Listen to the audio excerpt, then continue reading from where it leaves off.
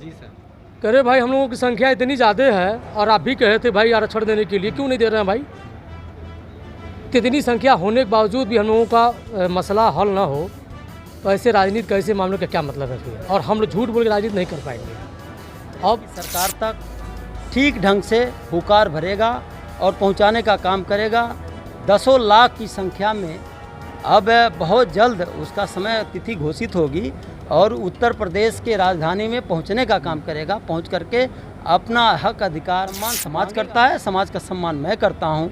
ये बातें बहुत लोगों को ठीक नहीं लगती हैं। जो लोग समाज को नहीं चाहते हैं, समाज के हमारे दुश्मन हैं, उनको कतई ये बातें उनके जहन में नहीं उतरती, उनके हृदय में खिचोटती है। लेकिन किचोटे फिर भी समाज हमारा एक सारा व्यक्ति भारतीय है। जी सर। और जब भारतीय है, हिंदुस्तानी है, तो ऐसे चीज़ हम अपने देश के अंदर किसी ज़िले में किसी गांव में नहीं कह सकते। ये कहना हमारी अपने दिमाग की उपज है और ये सस्ती लोकप्रियता पाने के लिए ऐसा लोग ओछी हरकतें करते हैं, ऐसी नहीं करनी चाहिए। ये एक आने वाले तो कुछ भी कहेंगे, क्या लोकसभा की जागीर किसी के बाप की बपौती नहीं है। ये लोकसभा कोई भी आम नागरिक लड़ सकता है, जिसको भी लड़ने की कुव्वत होगी वो लड़ेगा।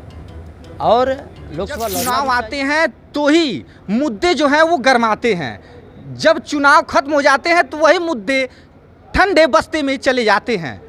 मैं देख रहा हूं कि काफ़ी समय से निषाद समाज आरक्षण से वंचित है। सर ये कब तक आरक्षण से? जय हिंद, आप देख रहे हैं एबीसी हिंदुस्तान और मैं हूं कुमार बबलू। तो साथियों अभी देख रहे हैं हमारी उपस्थिति सहजनवा विधानसभा क्षेत्र में है और आप हमारे पीछे देख पा रहे हैं कि निषाद समाज के यहाँ पे बहुत से नेता उपस्थित हैं। और इसी बीच राज्यसभा सांसद जयप्रकाश निषाद जी भी यहाँ पर नेतृत्व कर रहे हैं निषाद समाज का।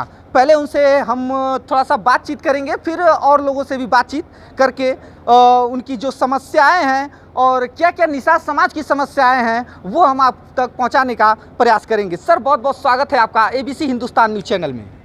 धन्यवाद आपके चैनल को, आपको भी बहुत बहुत धन्यवाद।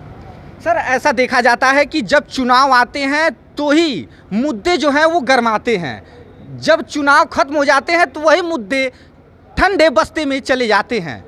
मैं देख रहा हूं कि काफ़ी समय से निषाद समाज आरक्षण से वंचित है। सर ये कब तक आरक्षण से वंचित रहेंगे ये लोग? देखिए, चुनाव तो ये सतत प्रक्रिया है। हमेशा कोई न कोई चुनाव आता है। कभी जिला पंचायत आता है, ग्राम प्रधानी का आता है, क्षेत्र पंचायत आता है, कभी आ जाता है नगर पंचायत आता है, कभी विधानसभा का होता है, कभी लोकसभा का होता है। ये तो चुनाव लगातार चलते रहते हैं। लेकिन आज ये समाज के लोगों ने यहाँ कार्यक्रम करके एक साथ एकजुटता दिखाने का प्रयास निरंतर कर रहे हैं और आगे बढ़ भी रहे हैं।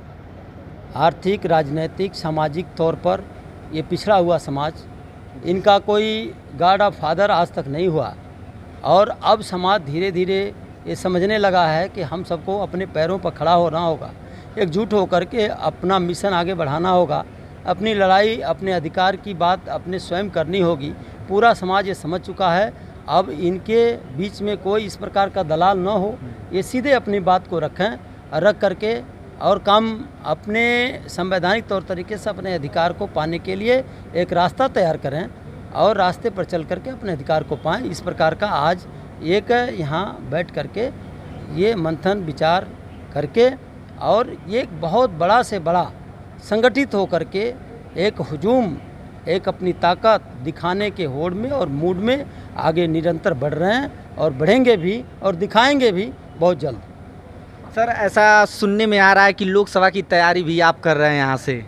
देखिए, कहने वाले तो कुछ भी कहेंगे, क्या लोकसभा की जागीर किसी के बाप की बपौती नहीं है। ये लोकसभा कोई भी आम नागरिक लड़ सकता है, जिसको भी लड़ने की कुव्वत होगी वो लड़ेगा। और लोकसभा लड़ना भी चाहिए। जो संविधान बना है, यहाँ का जनता, यहाँ की एक नौकरानी, मेहतरानी या चाहे कोई भी हो, बड़ा से बड़ा, छोटा से छोटा, मजदूर तक आदमी, उसके अंदर कुव्वत होगी। जनता जिसको चाहेगी वो लड़ाएगी, वो लड़ेगा। सर अभी घोसी में उपचुनाव हो रहा था, उसमें जब चुनाव खत्म हो गया, काउंटिंग चल रही थी, लगभग 10 पेटी की गिनती खत्म हो चुकी थी। तभी कैबिनेट मंत्री आप ही के समाज के संजय निषाद जी का एक वक्तव्य आता है कि अभी तक तो जब 10 पेटी का चुनाव सर खत्म हो गया तो सपा आगे चल रही थी, तो उन्होंने कहा कि ये तो पाकिस्तान की पेटियां खुली हुई थी। तो क्या सर इस संवैधानिक पद पे बैठने के बाद क्या ऐसे वक्तव्य उनको शोभा देते हैं? देखिए, ये हिंदुस्तान भारत है। भारत में जहाँ तक सभी हम एक हैं, ये विभिन्न विविधताओं से भरा हुआ है भारत, फिर भी ये विश्व में एकता का प्रतीक है। यहाँ ऐसा कह पाना, हमको निश्चित तौर पर ऐसी बातें, ओछी हरकतें नहीं करनी चाहिए। यहाँ पर रहने वाला हर व्यक्ति हिंदुस्तानी है और यहाँ पर रहने वाला सारा व्यक्ति भारतीय है। जी सर। और जब भारतीय है, हिंदुस्तानी है, तो ऐसे चीज़ हम अपने देश के अंदर किसी ज़िले में, किसी गांव में नहीं कह सकते। ये कहना हमारी अपने दिमाग की उपज है और ये सस्ती लोकप्रियता पाने के लिए ऐसा लोग ओछी हरकतें करते हैं, ऐसी नहीं करनी चाहिए। ये एक अच्छी बात नहीं है। सर, ऐसा देखा जाता है कि निषाद समाज के लोगों में आपकी काफ़ी लोकप्रियता है। सर, वो कैसे आप बटोर पाते हैं इतनी लोकप्रियता? देखिए, मैंने कभी भी समाज के लोगों को अपना, हर घर को अपना घर समझा, हर घर के बूढ़े बुजुर्ग को अपने पिता समान सम्मान दिया, अपने बगल साथ में चलने वाले हर व्यक्ति को अपने बराबरी का दर्जा दिया। हम अगर सांसद हैं तो मैं अपने पूरे समाज को सांसद समझता हूं। इस प्रकार से मैंने हमेशा अच्छे कार्यों को करने के लिए अग्रसर रहता हूं। कभी अपने मन में कोई ऐसा भाव नहीं लाया कि मैं सब कुछ हूं। मैं समझता हूं कि आज जो कुछ भी मैं हूं तो अपने समाज के बदौलत हूं, इसलिए हमारा सम्मान समाज करता है, समाज का सम्मान मैं करता हूं। ये बातें बहुत लोगों को ठीक नहीं लगती हैं। जो लोग समाज को नहीं चाहते हैं, समाज के हमारे दुश्मन हैं, उनको कतई ये बातें उनके जहन में नहीं उतरती, उनके हृदय में खिचोटती है। लेकिन खिचोटे फिर भी समाज हमारा एक होगा और एक होकर के काम करेगा। मैं आपको बताना चाहूँगा, पूरे उत्तर प्रदेश में लगभग निषाद समाज की भागीदारी जो है 18% है और सर इसमें ज़्यादातर युवा हैं। सर, युवाओं के लिए कुछ नया करने वाले हैं, ऐसा सुनने में आ रहा था। देखिए, अब युवाओं की टीम तैयार हो रही है। आने वाले समय में पढ़ा लिखा युवा समाज संवैधानिक तौर तरीके से अपनी बात इस देश और प्रदेश की सरकार तक ठीक ढंग से हुकार भरेगा और पहुंचाने का काम करेगा। दसों लाख की संख्या में अब बहुत जल्द उसका समय तिथि घोषित होगी और उत्तर प्रदेश के राजधानी में पहुंचने का काम करेगा। पहुंच करके अपना हक अधिकार मांगेगा और अपनी बात रखेगा। जी, बहुत बहुत धन्यवाद सर हमसे जुड़ने के लिए। मनोज सर है जिनसे हम बातचीत करेंगे। सर, बहुत बहुत स्वागत है आपका ABC हिंदुस्तान न्यूज़ चैनल में। बहुत बहुत धन्यवाद। सर, निषाद समाज इस समय काफ़ी पिछड़ा हुआ है, क्या सर रणनीति आप लोग तैयार कर रहे हैं निषाद समाज को आगे बढ़ाने के लिए? देखिए, निषाद समाज क्यों पिछड़ा है कि हम सभी लोग जानते हैं। समाज के कुछ ऐसे लोग हैं, ले जा करके ऐसी ऐसी बातें करते हैं, प्रलोभन देते हैं कि ये होगा वो होगा। अभी आरक्षण को ही देख लीजिए। हमारे समाज में विभिन्न प्रकार के मुद्दे हैं, लेकिन एक मुद्दा कोई 20 सालों से कोई पूरा नहीं किया। सबको बरगला के ले जाकर उल्टा पल्ला लोग काम करते हैं। और समाज में एक उम्मीद जगी है, माननीय सांसद जी के नेतृत्व में हर जगह कार्यक्रम चल रहा है। शाहजहां विधानसभा वर्तमान में हम लोग यहीं पर हैं। जी सर। जितने प्रधानगढ़ लोग हैं देख ही रहे हैं। और एक नए तरीके से, एक सिस्टम से अब माननीय सांसद जी के नेतृत्व में हम लोग काम कर रहे हैं। काम होगा और आरक्षण अब किसी के द्वारा थोड़ी मांगा जाएगा। हम लोग डायरेक्ट चलेंगे मुख्यमंत्री जी के पास। जी सर। कह रहे भाई, हम लोगों की संख्या इतनी ज़्यादा है और आप भी कहे थे भाई आरक्षण देने के लिए, क्यों नहीं दे रहे हैं भाई?